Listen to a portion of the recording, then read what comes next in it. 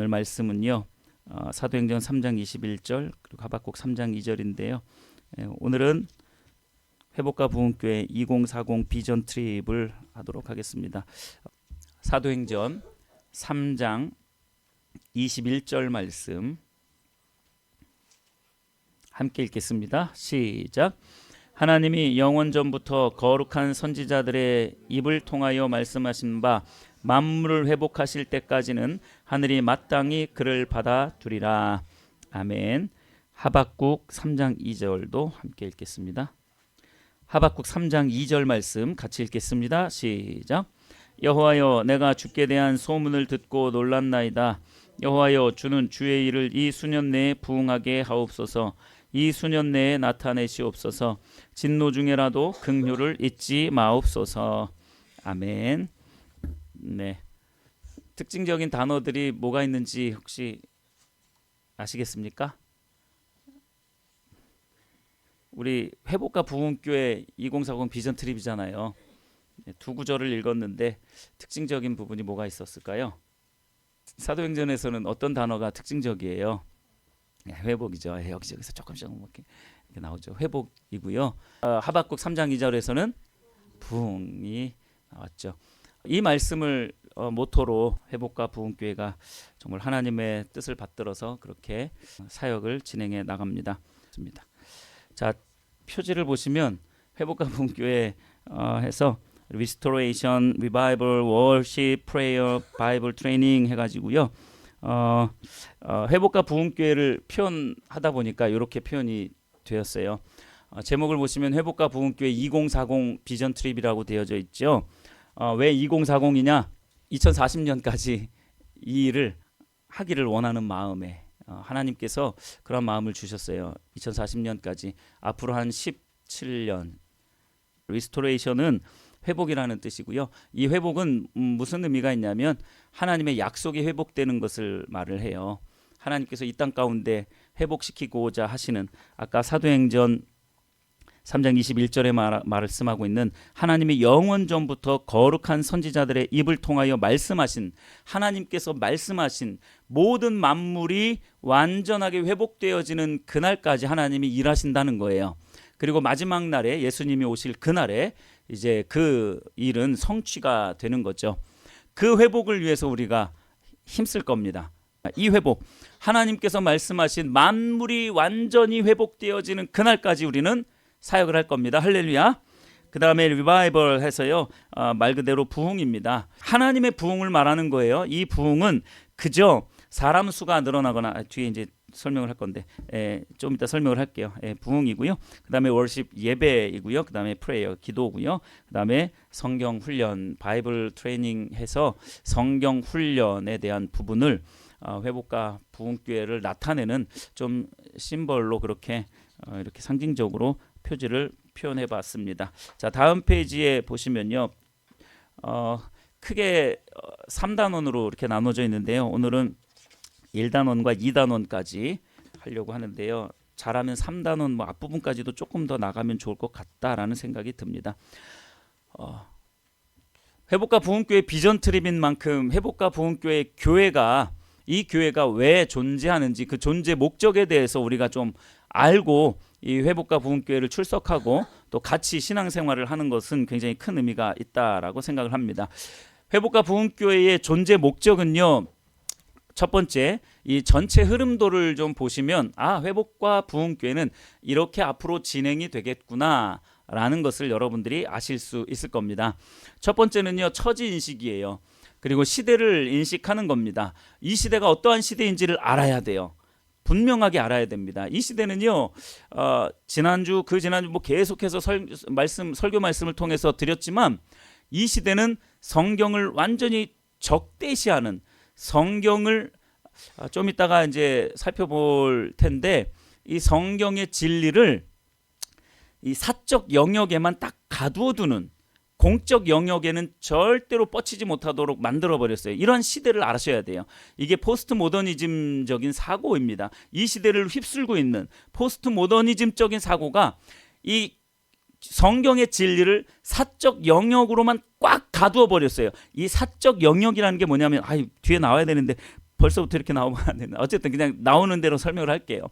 사적 영역이라는 것은 뭐냐면 종교란 개인의 안정, 개인의 구원, 개인의 만족 이걸 위해서 존재하는 거야 라는 것으로 딱 가두어 버렸어요. 여러분 기독교, 특히 기독교는요, 성경의 진리는요 구원만을 얻기 위해서 필요한 게 아닙니다. 개인적인 구원을 얻기 위해서 교회가 필요한 게 아니에요. 그런 교회는 필요 없습니다, 여러분. 이건 사적 영역인 거예요. 그러니까 사람들이 그렇게 생각을 해요. 교회, 종교, 그는 개인의 마음의 만족과 그리고 유익을 얻기 위해서 하는 거야. 개인의 구원을 위해서 하는 게 종교 생활이야, 신앙 생활이야 라고 그렇게 딱 묶어버립니다. 그러니까 종교가 정치에 관여를 해서도 안 되고, 종교가 사회 문화적인 어떤 여러 가지 현상들에 대해서 발언하는 것에 대해서 아주 불편해합니다. 그러면서 교회가 왜 그런 거 신경 쓰느냐 이거예요. 근데 이제 조금 있다가 이제 살펴보면 알겠지만, 사실 원래 처음부터 하나님은 하나님 중심적인 세계를 이 세상으로 만들어 놓고 하나님의 법으로 다스려지도록 만드셨어요. 그러니까 이 시대를 아셔야 됩니다. 성경의 진리는 여러분 공적 영역에 있어서도 반드시 그 힘을 발휘해야 하는, 원래 처음부터 공적 영역에서 힘을 발휘했던 것이 바로 성경의 진리였습니다. 그래서 이 시대를 좀 알아야 돼요. 그리고 우리의 처지를 알아야 됩니다. 우리가 얼마나 죄악 가운데 있는지, 우리가 얼마나 신앙에서 곁길로 지금 가고 있는지를 알아야 돼요.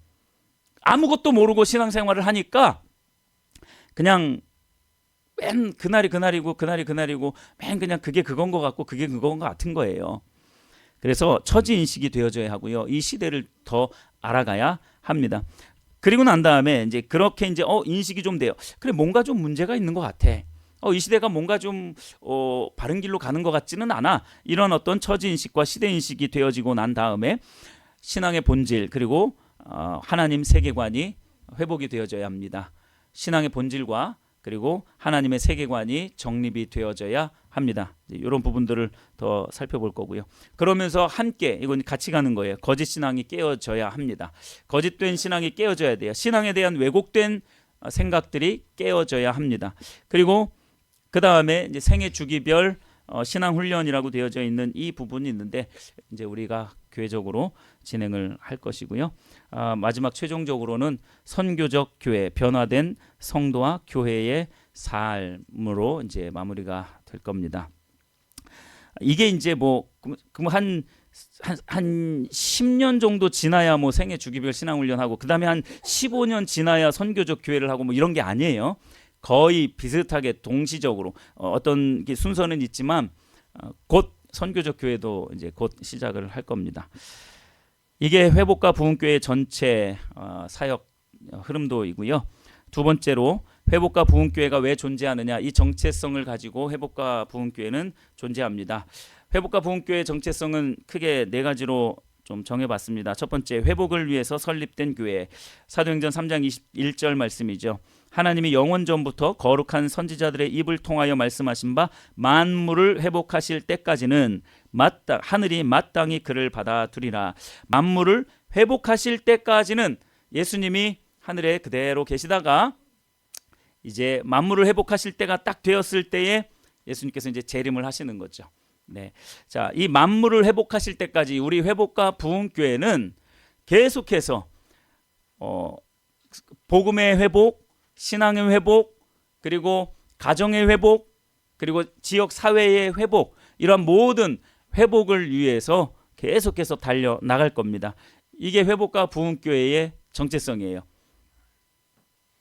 그리고 두 번째, 회복과 부흥교회의 정체성 두 번째는요, 예배 회복과 중보 기도를 위해서 이 교회는 설립되었습니다. 그러니까 이런 모든 것들이 이제 저나 아내의 어떤 하나님께서 응답으로 주신, 기도 응답으로 주신, 때로는 아내 같은 경우는 환상으로도 보여주시고 하는 그런 부분들을 좀 같이 이렇게 좀 제가 보고 기록을 한 것입니다.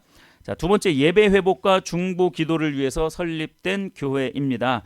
예배 회복은 이제 매일의 예배를 통해서 그리고 또 성경 공부를 통해서 실제 우리가 예배를 드림으로 이러한 예배 회복과 또 중보기도, 우리 교회는 기도의 집입니다. 그래서 늘 어느 때든지 와서 기도할 수 있는 그러한 곳이 바로 우리 회복과 부흥교회입니다. 회복과 부흥교회는 이러한 정체성을 가지고 있어요. 예배 회복과 중보기도하는 그러한 교회입니다. 말씀은 계시록 4장 8절 하반부에 있는, 그들이 밤낮 쉬지 않고 이르기를 거룩하다 거룩하다 거룩하다 주 하나님 곧 전능하신 이여 전에도 계셨고 이제도 계시고 장차 오실 이시라. 그들에게 이르시되 기록된 바 내 집은 기도하는 집이라 일컬음을 받으리라. 하나님의 교회는 반드시 이렇게 예배가 회복되어지고 기도하는 그러한 교회가 되어져야 합니다. 특별히 회복과 부흥교회의 정체성은 이렇게 예배 회복과 중보 기도를 위해 설립된 교회입니다. 세 번째, 회복과 부흥교회는 하나님의 부흥을 준비하는 교회입니다. 우리가 읽었던 하박국 3장 2절 상반절에 보시면 여호와여 내가 주께 대한 소문을 듣고 놀랐나이다. 여호와여 주는 주의 일을 이 수년 내에 부흥하게 하옵소서. 이 부흥, 하나님의 부흥을 간절히 소망하면서 우리 회복과 부흥교회는 존재하고 계속해서 그렇게 예배하고 말씀을 배워가고 기도할 겁니다. 이걸 위해서 회복과 부흥교회가 설립이 되었습니다. 하나님의 부흥을 준비하는 교회로 여러분 그렇게 꼭 함께 발맞춰 나갔으면 좋겠습니다. 회복과 부흥교회의 정체성 네 번째는요, 말씀 훈련과 선교적 삶을 사는 것에 있습니다. 회복과 부흥교회는요, 이 말씀 훈련을 계속 할 거예요. 끊임없이 할 겁니다. 이 말씀 훈련, 그리고 난 다음에 그 말씀 훈련 되어진 그 삶을 이제 세상 속에서 살아가는 겁니다. 여러분들이 청소년들 같은 경우는 학교에서, 학원에서, 우리 어른 세대 같은 경우는 직장에서, 가정에서, 어디에서든지 이 배운 말씀 그대로 살아가는 거예요. 하나님의 말씀 그대로, 절대적인 진리인 이 하나님의 말씀 그대로 삶을 살아가는 겁니다. 그것이 결국은 선교적 삶이 되는 겁니다. 그러니까 선교적 교회라는 것은 선교만 한다고 해서 해외 선교하고 국내 선교하고 그 선교한다고 해서 선교적 삶을 사는 건 아니에요. 그냥 내 자신 자체가, 뒤에 설명이 나오는데, 내 자신 자체가 그 선교적인 삶을 늘 내 삶 속에서 살아가는 것, 그것이 선교적 삶인 겁니다. 네, 다음 페이지로 넘어가세요. 이게 이제 회복과 부흥교회의 존재 목적입니다. 왜 회복과 부흥교회가 존재하는지 여러분 흐름도와 그리고 정체성을 보시면서 잘 기억하셨으면 좋겠습니다. 두 번째 단원으로 봐서 회복과 부흥교회의 7가지 핵심 가치가 있습니다. 사실 1, 2, 3단원이 다 그 내용을 확장시키는 이제 그러한 것이라고 보시면 돼요. 존재 목적과도 어느 정도 연결이 되어지는 부분이죠. 7가지 핵심 가치가 있어요. 이거는 예전에도 한번 나눈 적이 있었는데 조금 수정되어진 부분들이 또 있습니다. 그래서 같이 좀 보시면서 회복과 부흥교회는 이 7가지를 핵심적인 가치로 놓고 그렇게 존재하는구나 라고 또 보시면 되겠습니다. 첫 번째, 7가지. 첫 번째, 선명한 십자가의 복음 위에 세워지는 교회. 여러분들 입이 심심하시죠? 자, 1번 제목 여러분들이 한번 읽어주실래요? 시작.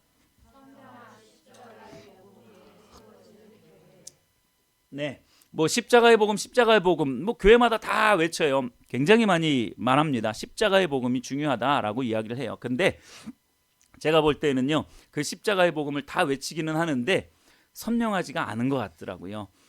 제가 볼 때에도 선명하지가 않은 것 같아요. 그냥 두루뭉술하게 그냥 그렇게 넘어가는 것 같은 그러한 생각이 들어져요. 그래서 선명한 피도 묽은 피가 아니라 진한 예수님의 피를, 그 십자가에서 흘리신 그 예수님의 피, 선혈이라고 하죠. 그 진한 십자가의 복음 위에 세워지는 교회가 우리 회복과 부흥교회의 첫 번째 핵심 가치입니다. 신앙의 본질은 하나님을 알고 사랑하는 하나님과의 친밀한 사랑의 교제에 있습니다. 처음부터 하나님은 인간을 만드실 때에 그 목적을 하나님과 친밀한 교제를 나누는 가족으로 만드셨다는 거예요. 창세기를 보면 이 부분을 너무나도 잘 알 수 있습니다. 두 번째, 하나님의 뜻과 기준만을 최고의 가치로 가장 소중하게 여깁니다. 철저히 하나님 중심적인 교회로서 율법주의와 인본주의, 기복신앙과 같은 거짓 신앙을 철저히 경계하고 배격합니다.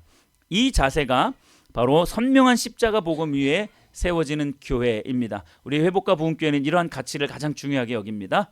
할렐루야. 네, 십자가의 복음 위에 세워지는 교회입니다. 두 번째, 말씀과 성령의 조화가 있는 교회를 추구합니다. 핵심 가치로 그렇게 추구합니다. 회복과 부흥교회는 말씀의 절대적인 기준만을 따라갑니다. 여러분, 이 말씀의 기준을 우리가 믿지 않는다면 우리가 신앙생활할 필요 없습니다. 저는 자유주의 신학자들에 대한 이야기도 많이 듣고 있고요. 성경 말씀을 조금 이렇게 인간들이 이해하기 쉽도록 그렇게 이성이 허락하는 만큼 그렇게 전하거나 또는 가르치거나 그렇게 알고 있는 그러한 교회들을 대충은 알고 있습니다. 저는 그럴 바에는 차라리 신앙생활 안 하는 게 좋겠다라는 생각을 해요. 아니, 이 성경 말씀을 절대적인 진리의 말씀으로 여기지 않을 거면 뭐 하려고 목회를 하고 뭐 하려고 신앙생활을 합니까? 이게 틀릴 수도 있는데, 그렇죠?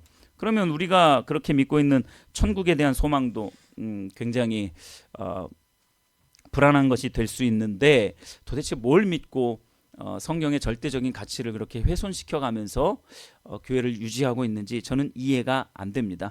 그래서 회복과 부흥교회가 가치 있게 여기는 핵심 가치 두 번째는요, 이 말씀의 절대적인 기준, 말씀의 절대적인 기준만을 따라갑니다.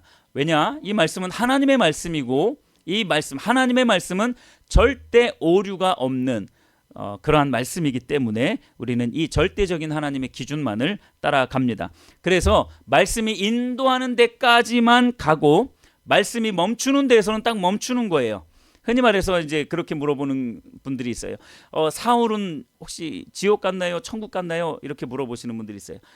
성경에는 사울이 지옥 갔다 천국 갔다라는 말을 하지 않아요. 사울 왕을 말합니다. 사도 바울 말하는 게 아니고, 사울 왕은 천국 갔다 지옥 갔다라는 말씀이 성경에 없어요. 그러나 우리가 그의 어떤 신앙의 모습을 보면 이제 예측은 할 수는 있죠. 예측은 할 수는 있어요. 여러분들은 어떻게 생각하세요? 한번 여러분들 천국 가셔서 한번 확인해 보시기를 바랍니다. 저도 모르겠어요. 저도 잘 모르겠어요. 천국 갔을 것 같기도 하고 지옥 갔을 것 같기도 하고 참 그래요. 그러니까 이런 부분들은 성경이 말씀하고 있지 않는 부분이에요. 그래서 성경이 딱 가는 곳까지만 가는 거예요. 우리는 모르는 겁니다. 그 부분에 대해서는 모르는 거예요. 그렇기 때문에 성경이 가는 데까지 가고 멈추는 데서 딱 멈추어 서는 겁니다. 그리고 말씀은 성령의 조명하심으로 해석되어야 제대로 해석이 될 수 있습니다. 이 성경 말씀을 수백 수천 수만 번을 읽는다 하더라도 성령께서 조명해 주시지 않으면, 성령께서 가르쳐 주시지 않으면 단 한 구절도 하나님이 의도하시는 바대로 깨달을 수가 없어요. 그냥 우리가 문자적으로 이 말씀을 깨달을 수는 있어요. 그러나 성령님께서 조명해 주시지 않으면 단 한 구절도 하나님의 의도대로 절대로 해석이 안 됩니다. 그래서 우리 회복과 부흥교회는 핵심적으로 가치 있게 여기는 이 부분을 말씀은 성령의 조명을 통해서 해석되어야 한다라는 것을 우리는 최고의 가치로 여기고 있습니다. 그렇게 해석된 말씀에 능력과 권세가 있습니다. 말씀만 홀로 설 수 없고요. 또 성령의 역사만 홀로 설 수 없습니다. 말씀만 서면 율법주의가 되기 아주 쉽고요. 또 성령의 역사만 강조하면 신비주의가 되기 아주 딱 좋습니다. 그래서 말씀과 성령은 이 동전의 양면처럼 항상 함께 가는 거예요. 말씀과 성령은 항상 함께 갑니다. 말씀하면 제가 말씀 막 이렇게 외치면 여러분들은 성령님의 조명하심 같이 간다 이렇게 생각을 하시면 되고요. 성령님의 역사만 막 강조하고 있다. 그러면 그 안에는 말씀이 함께 간다라는 거. 말씀의 기준이 그 성령의 역사를 딱 올바르게 인도한다라고 이렇게 생각하시면 됩니다. 이게 성령과 말씀과 성령의 조화 가운데 우리 교회는 그렇게 핵심 가치를 가지고 그렇게 간다는 것을 기억하시면 좋겠습니다. 세 번째 핵심 가치는요. 회복가 부흥교회는 하나님의 음성을 듣고 사역하는 교회입니다. 이걸 핵심 가치로 여깁니다. 그래서 이건 이제 아내가 이제 말을 한 부분인데요. 우리 교회는 수신교회가 됐으면 좋겠다. 뭐 이런 식으로 표현을 했어요. 수신교회가 뭡니까? 수신. 발신이 아니고 수신. 받는 거잖아요. 누구한테 받아요? 하나님께 받은 음성을 듣고, 그러니까 하나님의 명령이 아니면 어떠한 사역도 하지 않겠다라는 그런 어떤 결단. 하나님의 어떤 행하심을 보고 사역하는 교회. 이것을 회복가 부흥교회는 핵심적인 가치로 여깁니다. 여러분들도 마찬가지로 그렇게 가셔야 돼요. 하나님께서 말씀하신 바를 듣고 무엇이든지 하셔야 됩니다. 할렐루야. 네. 뭐 꼭 그냥 목사님 저기다가 땅 사도 괜찮겠어요? 사모님 기도 좀 해주세요. 이 사업해도 괜찮겠어요? 가능하면 이런 거는 가능하면 하지 않으시면 좋을 것 같아요. 가능하면 하지 않으셨으면 좋겠고요. 그거는 저기 땅을 잘 아는 저 부동산 업자한테 물어보시면 되고요. 사업 같은 경우는 사업 컨설팅 잘 해주는 그런 사람한테 가서 하시면 돼요. 아주 가끔 뭐 이제 그런 경우도 있을 수는 있어요. 뭐 이러한 일들을 하기를 원하는데 하나님도 원하실까? 뭐 그런 부분들에 대해서 기도를 부탁하는 뭐 그 정도는 뭐 아무런 상관이 없죠. 근데 어디다가 땅 사면 좋을까요? 그거 냄새가 좀 나지 않아요? 냄새가 좀 많이 나죠.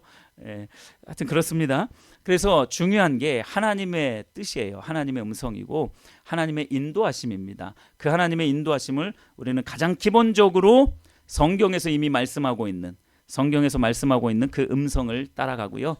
기도하면서 예배하면서 또는 삶을 살아가면서 하나님께서 보여주시는 그러한 부분들을 보고 사역을 한다. 이것을 가장 핵심적인 가치로 여기고 있습니다. 사역의 방향은 철저히 하나님의 음성을 듣고 결정합니다. 사역하는 방법 또한 하나님의 감동이 없이는 시행하지 않는 것을 원칙으로 합니다. 하나님의 일하심은 말씀을 통한 깨달음, 기도를 통한 감동, 환경의 변화나 되어지는 일들을 예의주시하면서 영적으로 그걸 바라보는 겁니다. 예의주시하면서 볼 수 있습니다. 또 들을 수 있죠. 이처럼 회복과 부흥교회는 하나님께 받은 것, 그 수신한 것으로만 사역하는 것을 기본 원칙으로 삼습니다. 그래서 회복과 부흥교회의 핵심 가치 세 번째는 수신교회다라는 것을 잊지 않으셨으면 좋겠습니다. 네, 높아심의 말씀을 드리지만 이것은 어떤 법령이 아닙니다. 교회법이 아니에요. 이러한 기준을 가지고 우리가 함께 힘을 모아서 이렇게 살아가자라는 거예요. 뭐 예를 들어서 여러분들이 나중에 목사님 우리 교회는 수신교회라면서요. 하나님의 말씀만 듣고 하나님의 음성만 듣고 따라간다고 했지 않습니까? 뭐 이러시면 안 돼요. 가장 그것을 최선으로 애쓰고 노력하는 거예요. 네, 때로는 인간이기 때문에 목사를 하더라도 또 사모를 하더라도 또 권사님이라 하더라도 실수할 때도 있어요. 그럴 때는 우리가 또 기도하면서 함께 또 조정해 나가고 그렇게 나가는 거죠. 그게 교회입니다. 네, 그게 교회예요. 서로 부족한 부분은 또 채워주고 내가 잘 하고 있으면 잘 끌어주기도 하고 그렇게 서로 끌고 밀어주고 하는 그러한 관계가 교회입니다. 자, 네 번째 회복과 부흥교회의 핵심 가치는 예배 회복과 중보 기도의 또 핵심적인 가치를 가지고 있습니다. 예배 회복과 중보 기도 이제 앞에 우리 교회 목적에도 나타나 있는 그런 부분인데요. 교회의 생명은 예배에 있습니다. 할렐루야. 이 예배가 죽으면요 다 죽어버려요. 마찬가지로 성도 개개인의 영적 생명 또한 예배를 통해 주어집니다. 예배가 타락하면 하나님과의 소통이 끊어지게 되어 있습니다. 따라서 성도로서 살아야 할 삶과 신앙의 방향을 잃게 됩니다. 이 예배가 죽게 되면 그렇다라는 거예요. 그러니까 예배를 안 드렸다. 그러니까 여기서 말하는 예배는 찬양과 경배를 말하는 거예요. 그러니까 이 찬양과 경배를 내가 제대로 안 드렸다. 그러면은 예배가 안 돼요. 절대로 안 됩니다. 제가 확언합니다. 절대로 예배가 안 돼요. 그 이후에 말씀 안 돼요. 성도와 교제 안 돼요. 아무것도 안 됩니다. 그러니까 예배가 굉장히 중요해요. 물론 여기서 말하는 예배는 또 더 포괄적으로 전체 예배를 말하죠. 찬양과 경배, 말씀, 그다음에 뭐 성도의 교제, 헌금의 예배, 모든 것들을 다 포함하지만 특히 찬양과 경배의 예배를 더 중점적으로 말씀을 드립니다. 마찬가지로 예배가 그만큼 중요한 거예요. 그래서 여러분 예배에 좀 생명을 좀 거셨으면 좋겠습니다. 할렐루야. 예배 생명을 거세요. 근데 우리 교회 회복과 부흥교회 성도님들은 그래도 예배하는 데는 어느 정도 좀 진심이 있는 것 같아요. 그래서 영과 진리로 그렇게 우리가 예배했으면 좋겠습니다. 마찬가지로 중보기도 또한 하나님의 뜻이 성도 개인의 삶과 신앙 속에 성취되기를 위해 필수적인 부분입니다. 더 나아가 교회와 세상 속에 하나님의 뜻이 이루어지기를 위해 기도하는 것은 성도의 가장 중요한 의무이기도 합니다. 그래서 우리 회복과 부흥교회의 핵심가치 네 번째는 바로 이렇게 예배 회복과 중보기도에 있어요. 중보기도와 예배 회복을 우리 회복과 부흥교회는 핵심 가치로 여기고 있습니다. 다섯 번째 회복과 부흥교회의 핵심 가치는 마지막 때를 준비하는 선교적 교회입니다. 뭐 이렇게 조그만 교회에서 뭐 이렇게 비전만 그렇게 뭔데? 네, 어떤 목사님은 개척교회 우리보다 더 수가 더 적을 때에 3개를 품게 하셨다고, 3개를 주셨다고 그렇게 하시더라고요. 그러니까 그게요, 그냥 허황된 뭐 그런 게 아니고, 여러분 우리 아무리 작은 교회라 하더라도 우리가 3개를 품을 수 있습니다. 할렐루야. 네, 이 수로도 충분히 감당이 될 수 있어요. 우리 이스라엘 선교도 갔다 왔잖아요. 그렇죠? 이스라엘 선교도 갔다 오고 앞으로도 계속 이제 그러한 선교적인 부분들도 계속 할 거고요. 더 중요한 것은 선교적 교회라는 것은 그렇게 선교 가는 것, 전도하는 것, 이것만을 말하는 것은 아니다라고 말씀을 드렸습니다. 자, 여기서 간단하게 설명을 드리도록 하겠습니다. 교회의 체질이 선교하는 교회가 되어져야 합니다. 단지 선교 헌금 보내고 선교사 파송하고 또 선교 오지까지 가서 선교에 열심을 내는 교회가 선교적 교회라는 것은 아닙니다. 그것이 아닌 우리의 삶 자체가, 교회의 생리 자체가 선교자적 삶으로 전환되는 것을 말하는 거예요. 말하자면 우리 한 사람 한 사람이 살아가는 모든 삶의 터전에서 선교사처럼 살아가는 거예요. 그저 내 성공을 위해서 살아가는 사람이 아니라, 그건 하나님이 우리 인생을 통해서 목적하신 게 전혀 아니에요. 우리 한 사람 한 사람이 선교사가 되어서 마치 선교사처럼, 그것을 선교사적 교회다, 그리고 선교적 삶이다라고 말씀을 하고 있는 거예요. 일상을 선교적 마인드로 사는 성도들이 모이고 흩어지는 교회가 선교적 교회입니다. 지금 이 자리에 모인 여러분들도 역시 선교적 삶을 살기 위해서 이 자리에 모이신 거고요. 또 이제 흩어지면 그게 흩어지는 교회예요. 여러분들이 흩어지면 교회가 흩어지는 거예요. 그래서 여러분들이 교회가 되어서 선교적 삶을 사는 거죠. 교회로서의 삶을 사는 겁니다. 이게 선교적 교회예요. 마지막 때를 준비하는 선교적 교회입니다. 그래서 이제 좀 더 자세하게 또 집중적으로 이런 부분들도 배울 텐데요. 3가지가 있습니다. 이 선교적 교회로 세워지려면 반드시 이런 부분들이 되어져야 되는데요. 첫 번째는 직장 선교입니다. 직장 선교라고 하면 또 여러분들이 그렇게 생각하실 수 있어요. 신우의 모임을 하면 직장 선교 된다.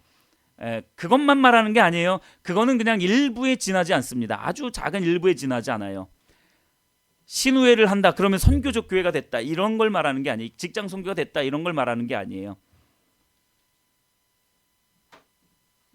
내가 선교사가 되어서 그 직장에서 영향력을 발휘하는 거죠. 내가 복음이 되어지는 거예요. 내가 복음의 편지가 되는 겁니다. 사람들이 나를 보고 하나님을 보는 거예요. 하나님 믿는 사람은 저렇게 사는 거구나 라는 것을 보여주는 거죠. 이게 선교적 교회, 이게 직장 선교고요. 그래서 직장이 조금씩 하나님의 품으로 돌아오는 겁니다. 그게 바로 이제 직장 선교인데, 이런 직장 선교에 대해서도 같이 살펴볼 거고요. 다음 세대 훈련, 그리고 세 번째는 전도. 이런 부분들 우리가 중점적으로 할 겁니다. 전도 같은 경우는 또 세 가지로 나누어집니다. 첫 번째는 관계 중심형 전도. 사도행전 1장 8절에 보면 너희가 성령을 받으면 예루살렘과 온 유대와 사마리아 땅끝까지 이르러 내 증인이 되리라 라고 말씀하신 그 부분이 있어요. 이것이 이제 관계 중심이에요. 먼저 내가 알고 있는 사람부터 그렇게 전도가 시작이 되어지는 거죠. 그리고 요한복음 1장 41절에 보면 형제 시몬을 찾아가는 내 형제를 찾아가서 전도하는 그런 모습을 볼 수 있고요. 또 요한복음 1장 45절에 보면 빌립이 역시 친구인 나다나엘을 찾아가서 또 전도하는 그런 모습이 보여집니다. 요한복음 4장 39절에 보면 사마리아 여인이 예수님께 전도를 당했어요. 네, 그래서 예수님께 전도를 받은 이 사마리아 여인이 물동이를 다 팽개쳐버리고 온 동네 사람들에게 예수님을 전하죠. 이것이 바로 관계 중심형 전도입니다. 내가 아는 사람들부터 이렇게 전도를 하는 거죠. 그럼 그 다음에 전도 부분에 있어서 능력 전도가 있는데요. 이것도 역시 보면 성령의 능력으로 전도하는 거예요. 성령이 임하시면이라고 되어져 있잖아요. 사도행전 1장 8절에 성령이 임하시면 너희가 예루살렘과 유다와 땅끝까지 이르러 내 증인이 되리라 라고 말씀을 하고 있어요. 그러니까 능력 전도라는 건 성령이 임하셔서 기도를 하는데 그 사람의 상황과 형편이 막 이렇게 보여지는 거예요. 때로는 느껴지는 거예요. 그래서 혹시 그러지 않아요? 라고 이렇게 이야기를 했을 때 어떻게 알았어요? 제 마음속에 들어오셨어요? 뭐 이렇게 얘기하는 그런 경우도 많이 있습니다. 이런 능력 전도 같은 경우는 아내에게 많이 주셨습니다. 아무래도 기도를 훨씬 저보다 많이 하시기 때문에 그런 부분에 있어서는 아내가 굉장히 큰 은사를 많이 받고 있습니다. 그래서 이런 부분들, 그런 부분들이요 능력 전도라고 해요. 기도 사역을 하고 은사가 있으면 이 사람에 대한 어떤 그런 부분들을 말씀하시면서 또 방향을 제시하죠. 어떻게 하면 되겠다라는 그런 방향 제시도 되어지는 거죠. 이런 것이 능력 전도입니다. 물론 이런 능력 전도도 당연히 성령을 의지하는 것이기 때문에 뭐가 같이 가야 돼요? 말씀. 할렐루야. 성령이 같이 가야 되는, 성령님의 역사하심을 의지하는 거기 때문에 말씀의 기준 가운데에서 행해야 된다라는 거예요. 세 번째 전도에 있어서는 섬김 전도입니다. 이거는 이제 섬김으로 전도를 하는 부분인데요. 사랑은 상대방의 필요를 채우는 것이다라고 말씀하고 있습니다. 상대방의 필요가 무엇인지를 잘 보고 그것을 채우는 거예요. 그것이 섬김 전도입니다. 우리 회복가 본교회 같은 경우는 이러한 섬김도 또 잘 되고 있는 것 같아요. 네, 뭐 음식을 잘하시는 권사님도 계시고 또 교회 설비를 또 잘하시는 권사님도 계시고 뭐 이렇게 땅을 잘 보시는 분 계시나요 혹시? 땅을 잘 보시는 분은 저기 앞 건물에 계시는데 우리 하버드 박사님이 계신데 네, 농담이고요. 어쨌든 그런 부분들 자기가 가지고 있는 달란트를 가지고 섬기는 거예요. 나에게 주신 하나님의 그런 은혜, 달란트를 가지고 섬기는 겁니다. 자, 이런 부분들이 선교적 교회로서의 어떤 부분들이 되어지는 겁니다. 이것이 회복가 부흥교회의 핵심 가치 5번째였고요. 6번째 핵심 가치는 가정과 이웃을 내 몸처럼 섬기는 교회입니다. 이것을 우리 회복가 부흥교회는 핵심 가치로 여기고 있습니다. 가정은 천국의 모형이며 하나님 나라의 질서를 배울 수 있는 유일한 곳입니다. 가정이 건강하게 회복되고 살아나는 교회가 건강한 교회로 성장할 수 있습니다. 그래서 첫 번째로 우리 회복가 부흥교회는 진짜 이 가정이 회복되어지는 것을 굉장히 큰 가치로 여깁니다. 네, 진짜 될 때까지 하나님이 일하실 때까지 이 가정이 정말로 온전하게 회복되어질 때까지 우리가 진짜 영적인 자존심을 가지고 자존심을 걸고 한번 그렇게 우리가 해보자는 거예요. 모든 가정들이 이렇게 회복되어지기를 예수님의 이름으로 축복합니다. 할렐루야. 네, 가정이 회복이 되어질 때에 또 더 이 신앙생활이 더 탄력을 받습니다. 물론 우선순위는 영적인 부분이고 하나님의 교회고 하나님 중심적인 것은 분명히 맞습니다만 함께 이 가정도 같이 그 안에서 회복되어지는 것이 굉장히 중요합니다. 그래야 교회도 또 더 아름답고 건강하게 또 성장할 수가 있게 되어지는 거죠. 또한 이웃은 하나님 사랑을 가장 적극적으로 표현할 수 있는 통로 중에 하나입니다. 이웃을 자기의 몸처럼 사랑하려면 먼저 무엇이 되어져야 하느냐? 하나님을 내 생명처럼 사랑할 수 있어야. 왜요? 하나님은 사랑이시기 때문에 그 하나님이 나에게 임하셔야 그 사랑을 가지고 이웃에게 온전한 사랑을 베풀 수가 있는 거예요. 진짜 사랑은 바로 거기에서 나와지는 겁니다. 왜냐하면 하나님은 사랑이시기 때문에. 그 하나님, 사랑이신 그 하나님이 내 안에 없는데 어떻게 진짜 사랑, 온전한 사랑, 그 진리로서의 사랑이 어떻게 가족에게 전달될 것이며 이웃들에게 전달될 수 있겠습니까? 여러분, 그래서 가장 이웃을 내 몸처럼 사랑하려면 먼저 하나님을 내 생명처럼 사랑할 수 있어야 합니다. 이렇게 하나님을 생명처럼 사랑하는 사람은 이웃을 또는 내 가족들을 내 몸처럼 진실로 섬길 수 있게 되는 거죠. 자, 이 일을 위해서 가정과 이웃을 섬기는 이 핵심 가치, 이것을 우리가 이루기 위해서 크게 세 가지를 실천하려고 합니다. 첫 번째는 오이코스 모임입니다. 그래서 이 오이코스 모임은 굉장히 중요해요. 오이코스 모임은 굉장히 중요한데 이 오이코스 모임을 통해서 생명이 흘러가거든요. 나에게 막혀 있었던 그 생명이 오이코스 모임을 하면서 그러한 예배를 드리면서 또는 중보기도를 하면서 또는 자유로운 분위기 가운데 나눔과 교제를 하면서 또는 성경을 배워가면서 생명이 흘러가는 거거든요. 그래서 조금씩 가정도 회복이 되어지고 이웃을 향한 섬김도 더 적극적으로 할 수 있게 되어지는 거죠. 이 오이코스 모임은 전도와 치유와 양육, 이 세 가지가 함께 이루어지는 아주 중요한 모임입니다. 양육이 되어지고 또 치유가 되어지고 또 전도가 되어지는 이러한 것이 자연스럽게 이루어지는 것이 바로 이 오이코스 모임입니다. 이 오이코스 모임을 통해서 이웃을 섬기고 또 가정을 섬기게 됩니다. 두 번째, 가정을 교회로 만들어야 됩니다.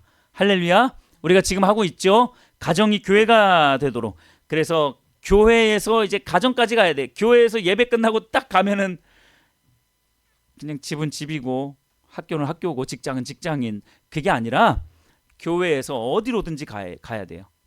From church to home, from church to 여러분들의 직장, from church to work, 이렇게까지 또 가야 되잖아요. 그렇죠? 학원은 또 영어로 뭐예요? 아카데미. 그럼 from church to academy 또 이렇게 돼야 되죠. 그렇죠? 어디든 이게 교회가 돼야 되는 거예요. 가정이 교회가 되어져야 되는 거고, 여러분들이 출입하는 학원이, 학교가, 그리고 직장이 교회가 되어져야 하는 겁니다. 그래서 섬겨야 돼요. 그래서 섬겨야 됩니다. 그곳들에서 여러분들이 섬겨야 돼요.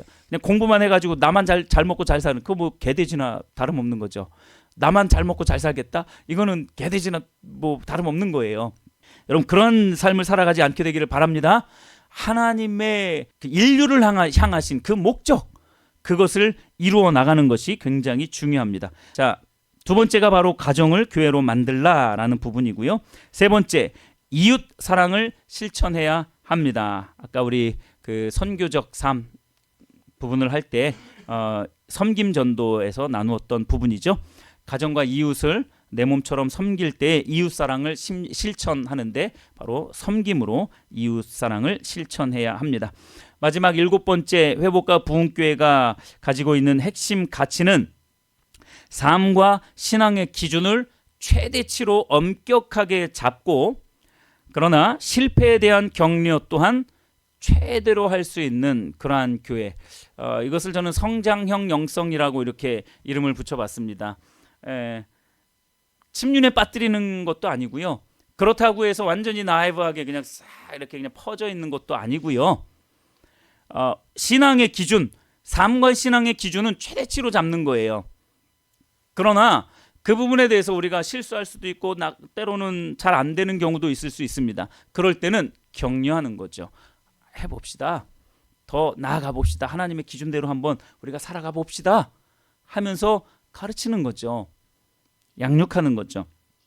이게 성장형 영성이 되어지는 거예요. 성도는 삶과 신앙의 기준을 최대로 잡아야 하며 스스로에게 엄격한 기준을 적용해야 합니다.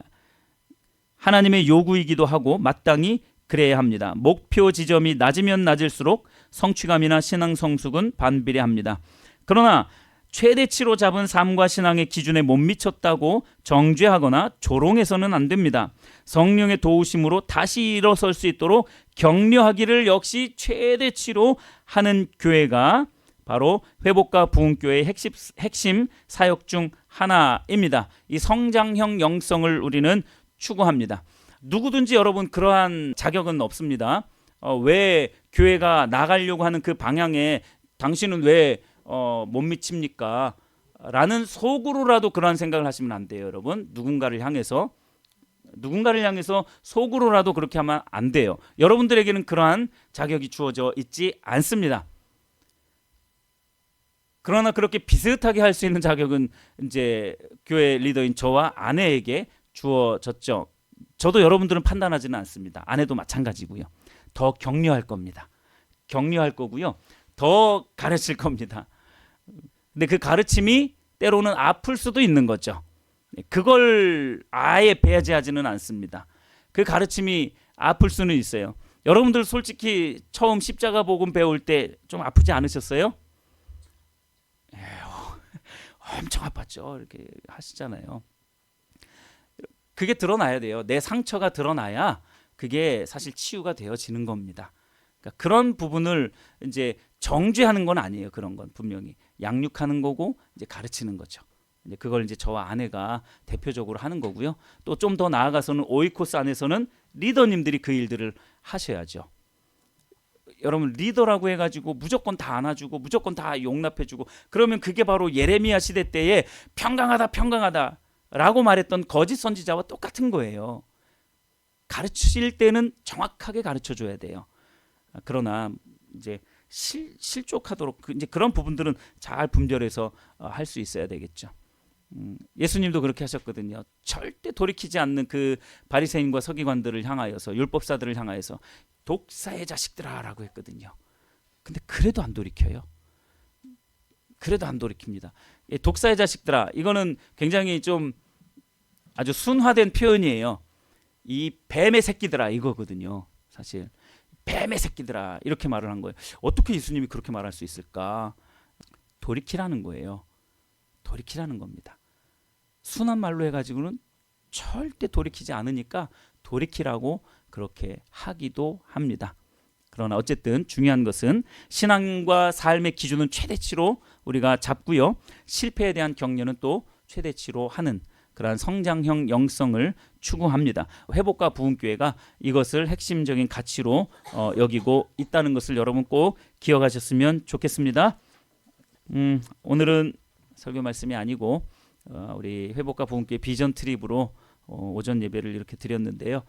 여러분 회복과 부흥교회가 왜 존재하는지 조금이라도 알게 되셨을 거라고 생각을 하고요. 그리고 회복과 부흥교회가 가장 가치 있게 여기는 부분이 무엇인지 그런 핵심 가치들을 여러분들이 잘 보시면서 같이 하나님께서 이끄시는 대로 이 교회 안에서 함께 협력하여서 그 일들을 성취해 나갔으면 좋겠습니다. 네.